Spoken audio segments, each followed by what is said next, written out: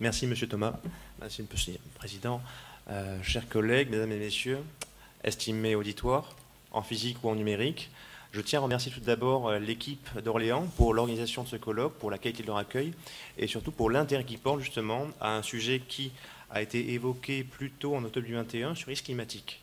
Alors, je vous parle de la date d'octobre 2021, car à ce moment-là, il y a eu un procès fictif concernant des pseudo-accords, les accords de Roubaix en 2050, dans lequel il s'agirait d'un éventuel traité international où des droits de la Terre seraient reconnus, donc on reconnaîtrait une personnalité juridique à la planète, et à l'égard de cela, les États auraient des obligations, notamment de réguler la circulation des individus sur leur territoire.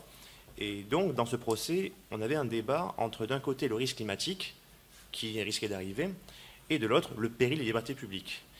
Et cette dichotomie est assez post-apocalyptique, mais elle est aussi caricaturale, car dans le cas du réfugié environnemental, les deux sont liés. Alors, selon Essam Alinaoui, les réfugiés climatiques sont des personnes ou groupes de personnes qui, en raison de changements soudains ou progressifs de leur environnement, affectant leur vie ou mode de vie, sont contraints de quitter leur lieu de résidence ou choisissent de le faire de façon temporaire ou permanente et qui se déplacent dans leur propre pays ou à l'étranger.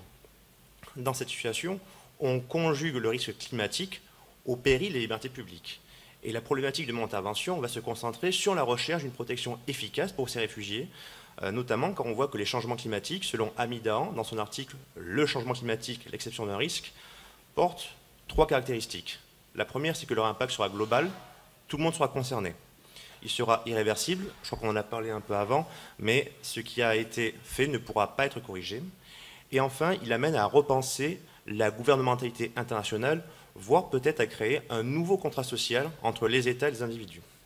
Dans un premier temps, je vous parlerai du risque à court terme, d'une défaillance normative pour les réfugiés climatiques, puis je reviendrai sur le risque à long terme, notamment concernant les États qui risquent de disparaître, non pas au sens de leur gouvernement-population, mais directement de leur territoire. Alors, concernant la protection des réfugiés climatiques, on serait tenté de leur donner la qualification de réfugié politique. Or, un réfugié est une personne qui bénéficie d'un droit d'asile, non pas d'un droit à l'asile. Ils ont alors le droit de chercher asile par la formulation d'une demande à un État qui détient le dernier mot sur cette demande. Hélas, il y a aussi la possibilité de les considérer comme des migrants, au sens économique.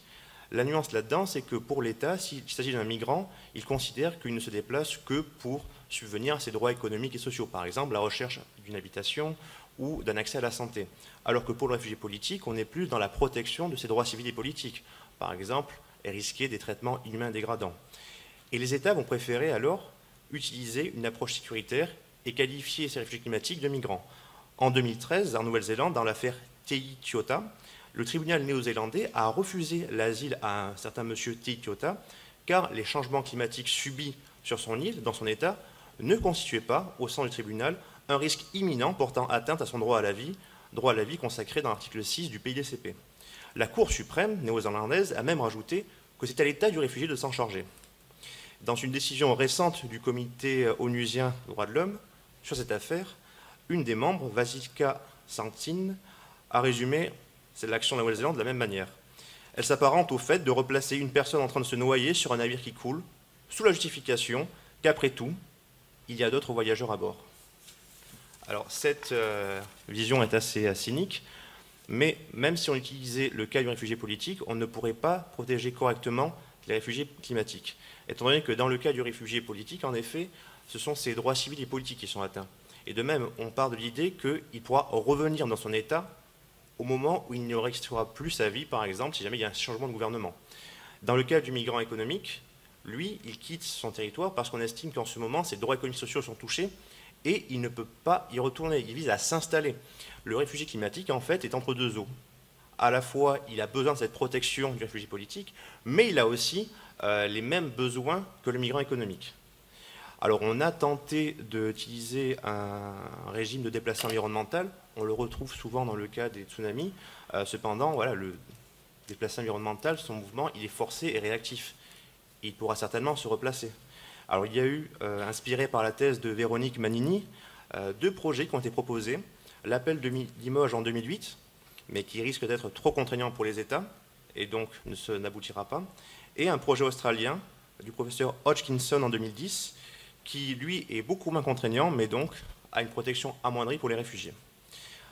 Le risque le plus gros pour ces réfugiés, finalement, est que l'État touché par le risque climatique devient défaillant dans la protection des droits économiques et sociaux et culturels, car il n'a plus le moyen de les assurer. Dès lors, on peut se demander qu'arrivera-t-il à ces ressortissants nationaux dont le territoire disparaît de la surface du globe ou devient invivable. Dans un premier temps, il faut insister sur le fait qu'il y aura ce qu'on appelle une apatridie de fait. Aucun traité, pour l'instant, n'a pris en compte, même dans les conventions de Genève, même dans les discussions d'État, le cas où le territoire disparaîtrait. Et la théorie de la souveraineté a donné 3 compétences aux États. La compétence rationnée loci, personae et materiae. Et c'est la compétence rationnée loci qui est la plus importante, comme on le voit souvent dans le contentieux international, car c'est celle-ci qui va consacrer l'assise territoriale de l'État. Et sans territoire pour exercer son pouvoir politique et normatif, l'État ne peut consolider la société par ses structures institutionnelles. Dans le cas des réfugiés climatiques, finalement, ils ne vont plus bénéficier de la protection de leur État pour jouir de leurs droits humains. Selon Louis Delbez, justement, sur son territoire, l'État est compétent pour accomplir en toute matière, toute espèce d'acte juridique à l'égard de toute personne. Cependant, si le territoire de l'État disparaît, comme je vous l'ai dit, les droits humains, la culture, la société nationale disparaît avec lui. Évidemment, on s'intéresse plus dans le cas des États insulaires. Et dans cette vision, en tout cas, Emer de Vattel a rappelé que le pays qu'une nation habite, soit qu'elle y soit transportée, soit que les familles qui la composent y soient formées en corps de société politique, et l'établissement, pour ne pas dire la maison de la nation. Elle y a un droit propre exclusif. Pour tenter de pallier à ce problème, qui touche évidemment surtout les réfugiés climatiques, on pourrait proposer une solution, celle de la théorie des droits territoriaux.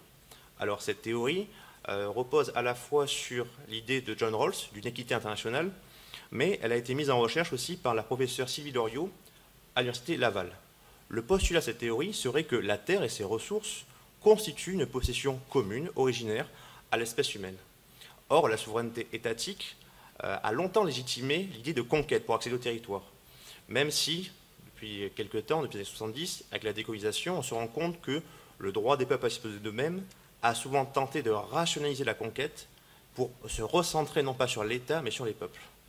Donc, dans cette théorie, on estime que chaque peuple a ce qu'on appelle des droits territoriaux, reposant sur le droit d'établir des frontières, le droit de collecter des ressources naturelles ou le droit d'appliquer ces normes. Les peuples qui n'ont pas accès à ces droits se trouvent donc dans une iniquité internationale, étant donné les ressources limitées ainsi que des zones vivables. L'expérience de pensée que l'on prend généralement, c'est que si jamais vous retrouvez tout seul sur une île déserte, vous bénéficiez de toutes les ressources. En revanche, si vous partagez cette île déserte avec une autre personne, donc l'île ne devient plus déserte en effet, qu'arrivera-t-il si jamais la personne en face de vous ne peut plus accéder à ces ressources? Il y aura nécessairement un partage qui devra s'effectuer dans cette idée d'équité internationale. Alors c'est une idée révolutionnaire, ça serait d'apporter une nouvelle assise territoriale aux États insulaires disparaissants et de créer donc un nouvel État, auparavant disparu, soit sur un territoire res nullus, il n'en reste pas beaucoup, ils ne sont pas très accueillants, on a parlé de l'Antarctique auparavant, et même ils n'ont même pas tant la qualification de res nullus. Sinon, il pourrait y avoir la possibilité de s'installer sur un autre territoire. Il s'agirait donc d'un nouveau partage des terres, en, non pas s'accaparant, mais en achetant, ou alors en faisant justement une acquisition peut-être dérivée sur un autre État. Cette nouvelle théorie serait possible. La professeure Jane McAdam déclare à ce propos qu'on pourrait très bien acheter, comme l'ont fait les États-Unis, l'Alaska et la Louisiane, d'autres territoires. De même, le président des Maldives entreprend une telle démarche en Inde et en Australie. Certes, vous pourrez me dire que l'approche que je vous présente est plutôt une utopie. Cependant, le procès 2050, lui, était dans l'Uchronie. Ici, l'objectif, à travers les droits territoriaux, est de sauvegarder une culture, une civilisation par solidarité entre les membres d'une véritable communauté internationale, alors que les relations internationales décrivent plutôt l'idée d'une société internationale. Le risque climatique porte en lui des problématiques centrées sur la globalité, l'irréversibilité et la gouvernementalité. L'idée des droits territoriaux répond à ces problématiques avec une vision globale, capable d'adapter la protection des droits humains, auparavant condamnée à des changements irréversibles, mais désormais sauvegardée par une gouvernementalité fondée sur une éthique internationale. Amidahan, comme je l'avais dit, évoquait l'idée d'un nouveau contrat social. Peut-être en est-ce les bases. Et même si la théorie de la souveraineté n'est pas bouleversée, par la théorie des droits territoriaux, certains États, bien confortables grâce à leur souveraineté, seront quand même atteints par le risque climatique car ils disparaîtront ou verront leur territoire devenu inaccessible. Une note d'espoir réside tout de même dans les prises de conscience multiples des acteurs internationaux, notamment concernant les réfugiés climatiques, sur la reconnaissance d'une obligation de non-refoulement pour les réfugiés atteints par les changements climatiques. C'est la haut-commissaire onusienne aux droits de l'homme qui l'a déclaré en 2018, tout comme la mise en garde, bien que timorée, du Comité des droits de l'homme en 2019 sur la fameuse affaire TI-Kyota concernant les futures atteintes aux articles 6 et 7 du PIDCP concernant les réfugiés climatiques. Mesdames et messieurs, merci pour votre attention.